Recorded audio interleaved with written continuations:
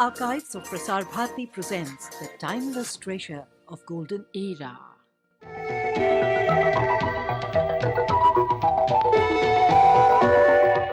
This week, visit the National Museum of Natural History and watch the dead world come to life at your touch.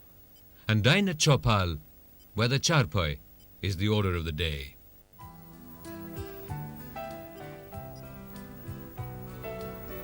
Displays from a time before man came to rule the earth, Tyrannosaurus rex bears its monstrous fangs in suspended animation.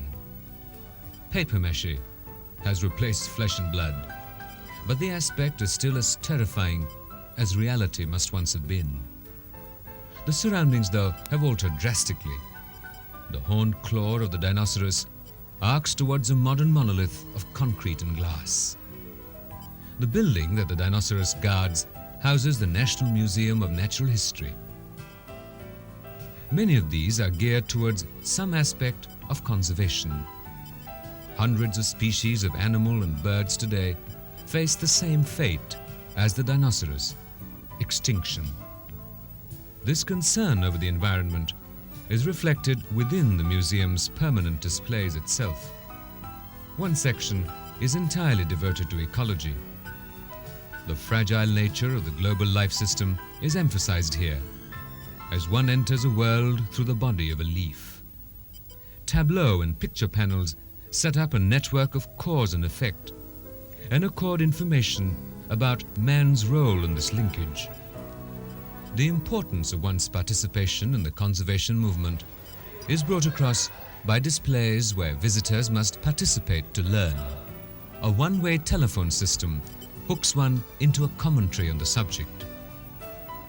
Learning is a vital aspect of environmental concern and comes easier to children.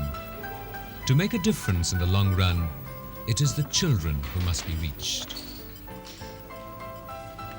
We have been able to convince the school system how the museum could contribute to curricular learning, and this has been extremely successful.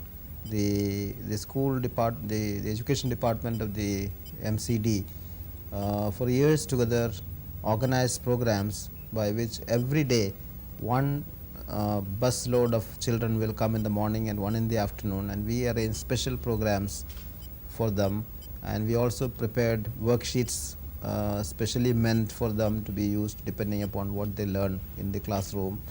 And we even went ahead with a program of evaluating the gain in knowledge they obtained from this program. In fact, it was a very major exercise. About 30,000 children participating in a kind of a test based on the experience they gained here. We selected 100 children to be awarded prizes. We organized a program. We invited one of our ministers to give away the prizes, and the prizes were given were small microscopes which were developed by the Vikram Sarabhai Community Science Center in Ahmedabad.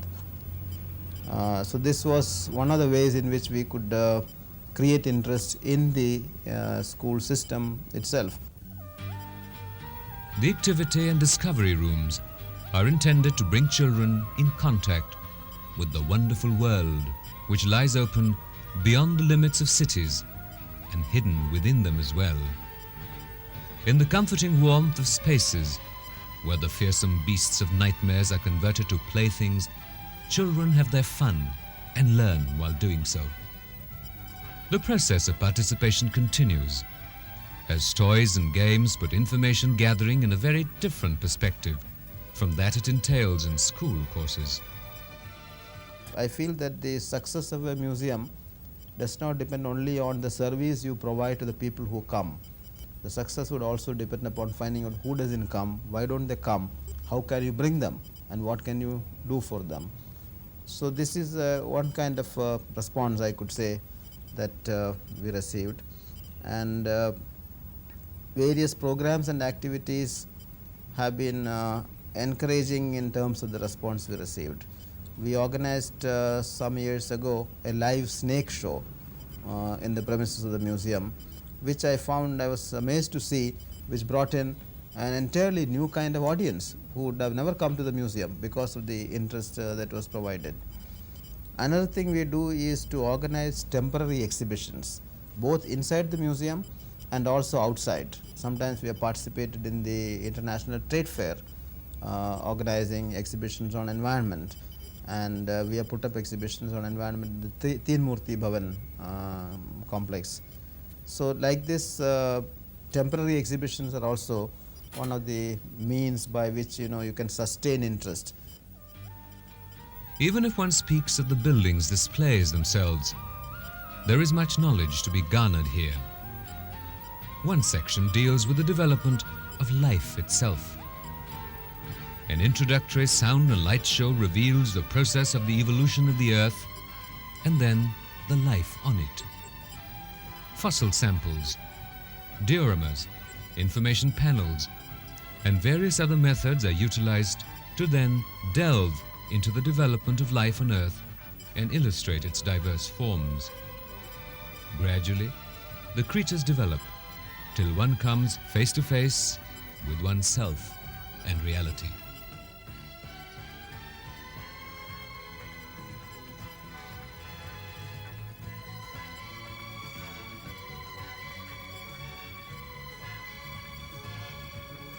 A category of living beings close to our own selves is introduced in the wonderful world of mammals. Here too, attractive dioramas give visitors a glimpse of the beauty of animals in their natural surroundings. A variety of display techniques are used throughout the museum, and the creation of some of these is an art in itself.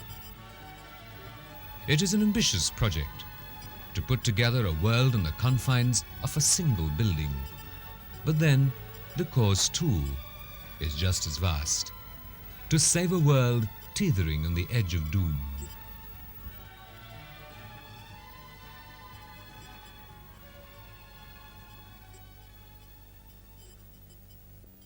The white and brick red palace, that is the Ashok Hotel, dominates the Chanakyapuri skyscape. In the shelter of one of its chhatris stands what, in bird's eye view, seems to be a little village.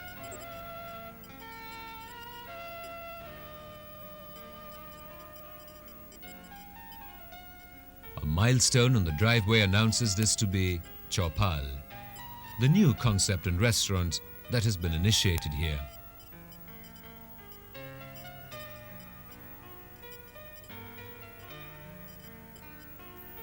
The restaurant tries to recreate the ambience of a village square, with thatched huts dotting the landscaped green. Here, among the huts, a number of activities are underway, though the place is not actually open during the day. Craftsmen have been summoned from various regions around, and their wares are on display.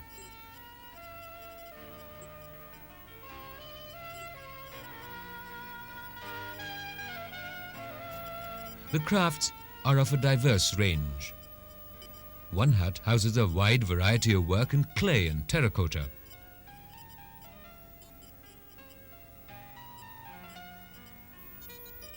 Beside his creations, the craftsman goes about his art. Another makes the incisions that embellish his pieces. Lamps and handis also from the earth.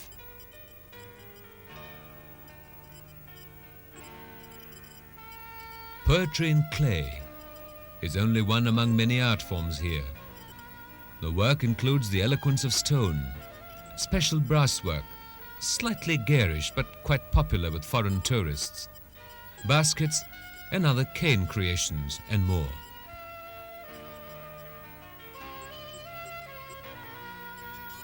In the middle of it all, a gaggle of geese lazes about in a carefully architectured pond, their home away from home.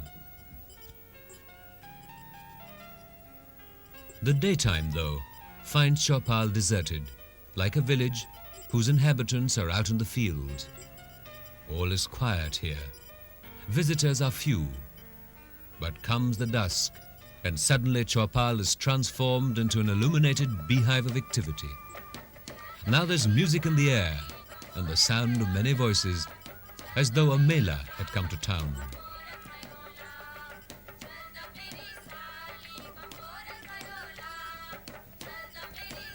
In the thick of things, like an elegant village pradhan, is a man in a black bandgala. This is Sanjeev Nair, and it is ultimately his responsibility to ensure that Chopal achieves authenticity. The basic idea of making Chopal was to have entirely a different kind of a restaurant, different from whatever it's available in the other hotels, to give it a rural look and create a different kind of ambience, a different kind of atmosphere, so that people come here, see for themselves what is actually happening in a small village. This area has been earmarked for Chopal. This area suited very well. We had a pond, small pond, so we converted it into a sort of a jhor with a bridge on top. And it's slightly a close-knit area. There's not, this kind of atmosphere can't be created inside. It had to be open. It's very informal, people sitting and the children playing on the jhula or running around here, or they're seeing the potter, how he makes things. This kind of things couldn't have been done inside a hotel building. In creating Chopal, the hotel's management had tried to ensure that the atmosphere of the village is maintained without sacrificing the comfort of a five-star lifestyle.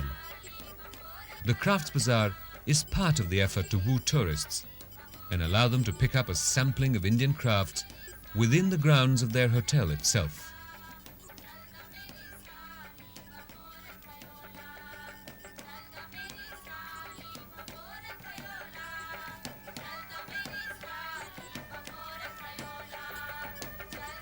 In the restaurant, the traditional charpais are supplemented by cane chairs in the interest of the comfort of the visitors.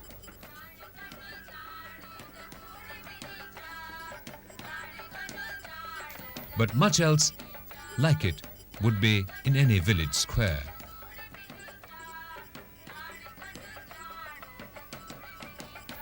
The gurgling of a good lassi in the make is a sound guaranteed to make mouths water. Professionals have been put to work to ensure that quality is of the highest. Close to the lassiwala, baturas and puris sizzle and puff themselves up importantly.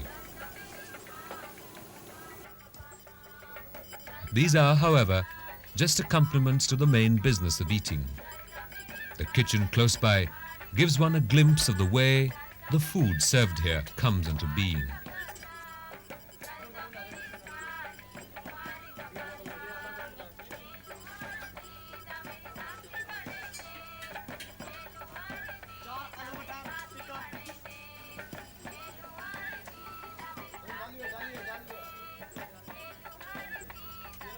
Once the thalis are ready, practiced hands carry them forth to their eventual destinations, the diners' tables, and then to the diners' stomachs.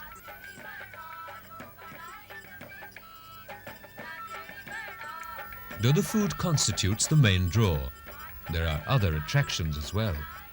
The whole idea of Chopal was to, have the various states of the country participate into it. This fortnight we had the Uttar Pradesh participating into it. We had, seek the collaboration of all the states. They come here for a fortnight, bring along with them their artists, their craftsmen, their arts, their culture. And few delicacies of the particular states are also being given to them. The festivities include spirited performances by folk troops, brightening the already brilliant environment.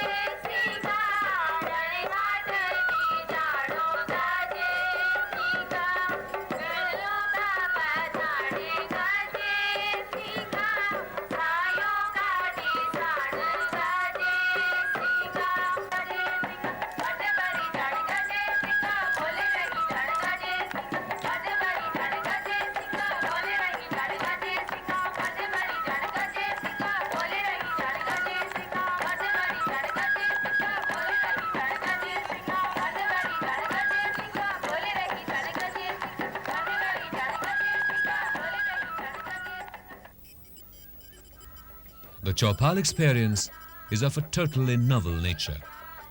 It is not everywhere that you could come across the colour and revelry of a village within the bounds of the city. And Chopal is a village with the heat and dust excluded.